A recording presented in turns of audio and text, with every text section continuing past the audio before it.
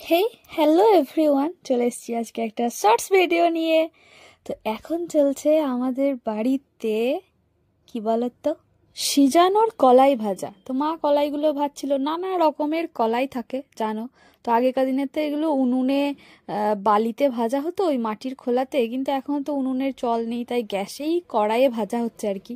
সিজানোতে 7 রকমের কলাই থাকে, তার মধ্যে হচ্ছে মটর কলাই, বরবটি কলাই, কালো কলাই, বুট কলাই, অড়হর কলাই, আরও নানা রকম কলাই মিশিয়ে 7 রকম কলাই দিতে হয়, ঠিক আছে।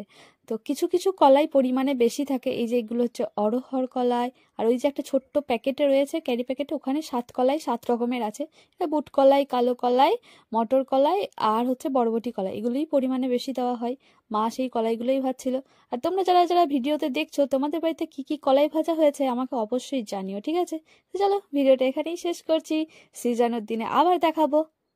টাটা, রাধে রাধে।